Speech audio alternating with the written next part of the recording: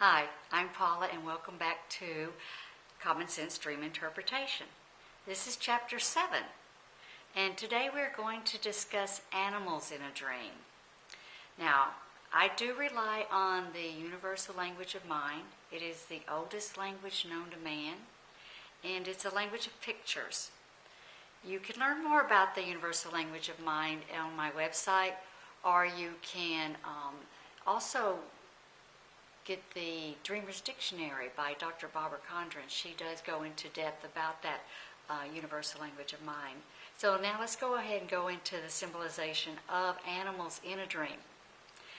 Animals in a dream signify habits and compulsive behaviors. They, if you think about it, animals work on instinct. They act on instinct. Overall, they lack the capacity for imagination. They will react from pleasure, they'll react from pain.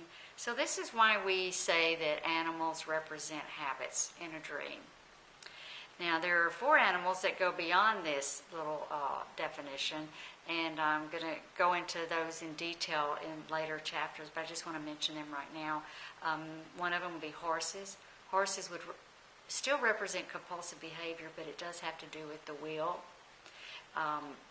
Fish signifies spiritual knowledge. Birds would be subconscious thoughts. Snakes would be wisdom coming from creation. And I'm going to go into that, like I said, later on in more depth into the other chapters. But just like chapters 1 through 6, we're going to go ahead and interpret a dream. A little short dream that has an animal in it. So here we go. I was walking through a forest. I heard a rustling noise. And a big black furry creature, could have been a bear, came charging towards me. And I tried to fight it off, but it took my hands. I looked down at my arms. My hands were gone. No blood or anything. They were just gone. Now, if this were my dream, what I do is I first write down the symbols. Now, the thing about writing down your symbols, it puts you in that concentration mode. It gives your mind an intention of what you're going to do. So the forest in a dream represents subconscious existence. Just like dirt, flowers, trees, they all represent subconscious existence. And that's the state of the subconscious mind is what that means. The subconscious mind is that part of your mind that holds your permanent knowledge. So, for example, your conscious is supposed to image a desire. That puts it into your subconscious. Your subconscious function is to recreate that, and that helps you complete your desire or your goal. And it's amazing because the conscious and the subconscious work together. And for you to be whole, you need that to work together to complete a goal. Otherwise, you're just thinking of something and you're wanting to do something, but if you don't have an intention to do it, or if you don't put that into that permanent knowledge and subconscious, then you're just daydreaming. So let's go ahead and continue. The next symbol would be the animal. Well, we already know that the animal represents habits and compulsive behavior. And the next symbol would be hands. Now, hands in a dream represent purpose. And when you do things with your hands, if you think about it, you're doing it with a purpose. You give attention to an action. You have an intention to your actions. So that's why we say that hands in a dream symbolize purpose. Now, remember from our previous lessons that every dream is about the dreamer. It is the number 1 rule of dream interpretation. Every one in the dream and everything in the dream is the dreamer. So with this said, let's go ahead and continue on with our interpretation. Okay, we start out in this dream in a subconscious state. And there's a noise that gets our attention. And this is the beginning of a warning or a message that our subconscious is going to tell us something very important. The animal charges and you fight back. This is telling me that there's a very dangerous habit that I have to overcome. I may have let it taken over my life or my purpose in life.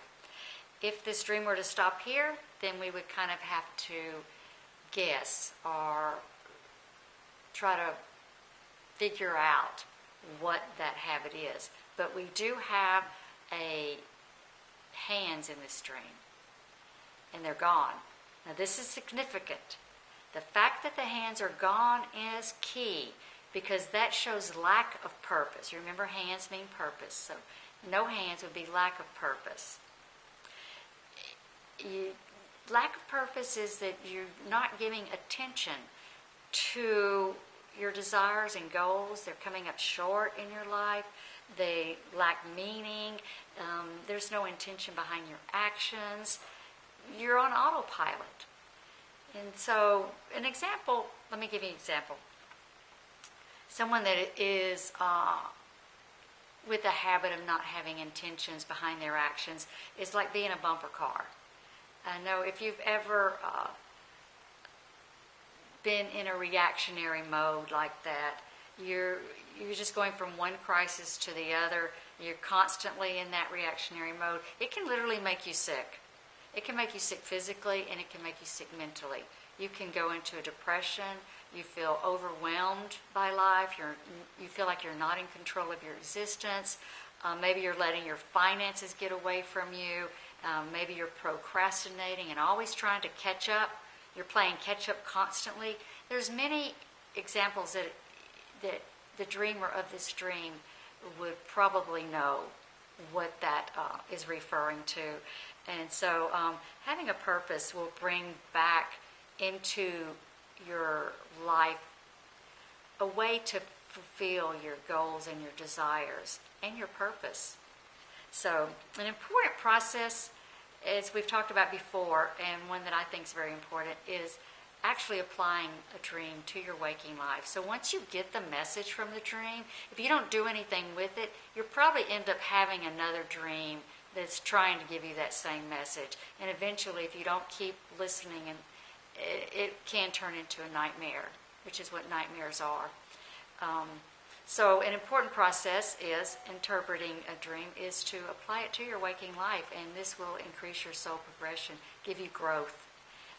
One way to apply this message is to consciously give attention to your actions. And I would say the best way to do that is concentration.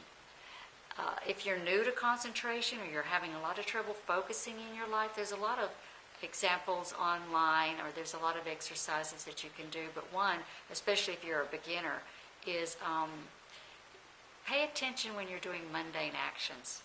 Like if you're washing the dishes, if you're vacuuming the floor, you're doing housework, if you're driving your car to work. You know, sometimes you get in your car, you end up at work, you don't even remember how you got there.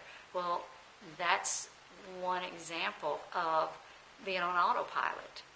So give attention to these mundane actions as you're doing them, and this will increase your neural pathways. It will increase the ability for you to concentrate, and then you can go on to harder and harder concentration exercises, eventually ending up with meditation, which you can also start out slow, 5 minutes, and increase to 10 and 15. And there's many meditation apps online also that you can use, and this will also increase your concentration abilities.